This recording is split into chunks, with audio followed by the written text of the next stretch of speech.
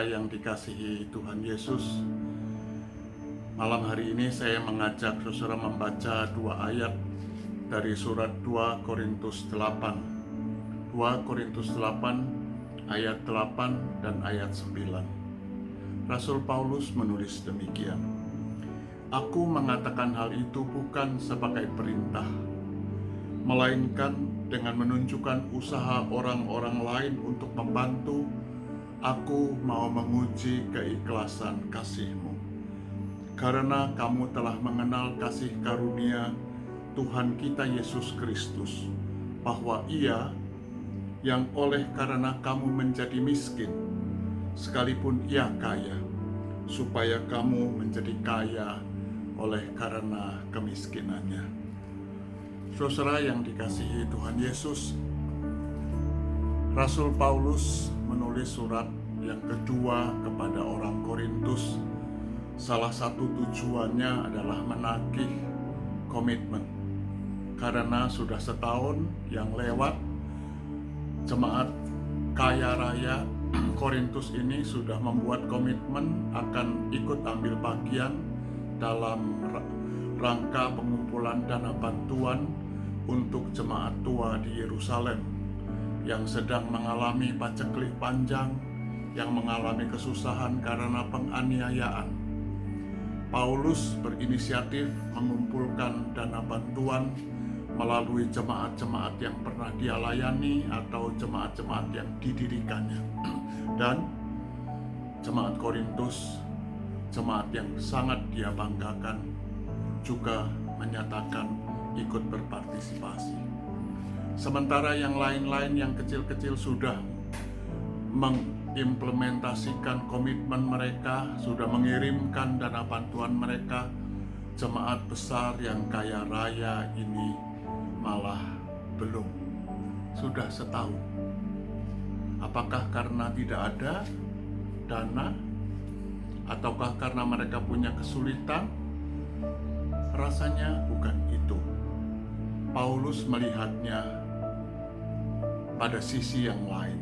Bukan tidak ada uang, bukan lagi tekor atau defisit, tetapi lebih dari itu. Karena pemahaman iman yang agak salah, lalu itu terjadi. Koinonia, saudara-saudara, sering diterjemahkan dengan persekutuan, sering dianggap hanya sebagai salah satu sebutan untuk satu pertemuan dalam rangka kegiatan jemaat. Persekutuan wanita, persekutuan remaja, persekutuan pemuda. Tapi koinonia yang diterjemahkan persekutuan itu punya makna lebih lagi.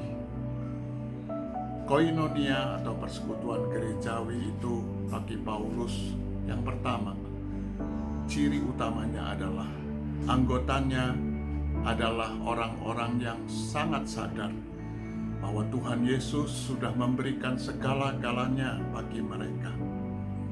Tuhan Yesus yang kaya sudah menjadi miskin, supaya mereka yang miskin menjadi kaya oleh karena kemiskinannya.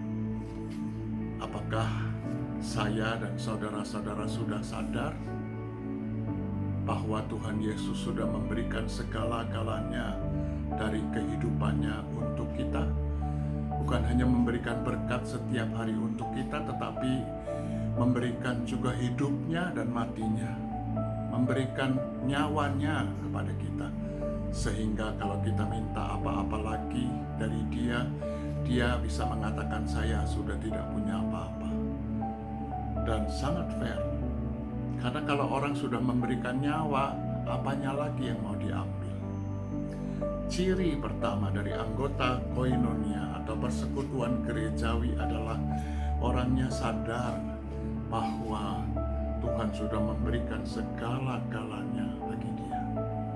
Itu ciri yang pertama, itu jati diri yang pertama. Lalu yang kedua apa? Yang kedua, sesudah sadar bahwa Tuhan Yesus sudah memberikan segala-galanya untuk mereka, anggotanya itu bertanya, apa yang bisa saya buat bagi persekutuan ini? Apa yang bisa saya bagikan? Apa yang bisa saya sumbangkan? Apa yang bisa saya berikan?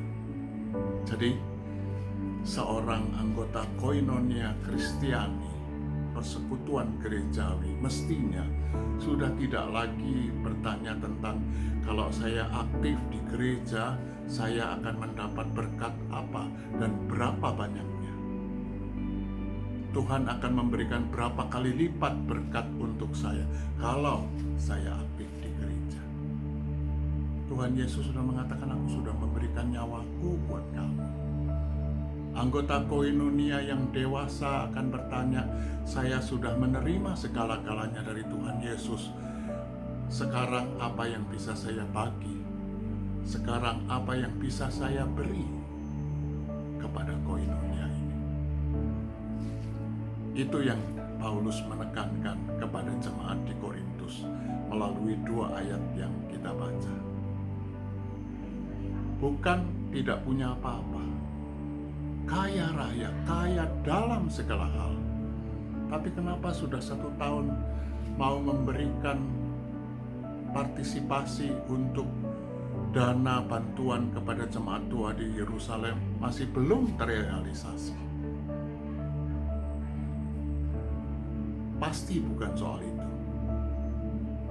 Kesalahannya adalah kesadaran Rasul, kesadaran jemaat Korintus bahwa Tuhan sudah memberikan segala-galanya, dan jati diri yang kedua, mereka mesti memberikan sesuatu.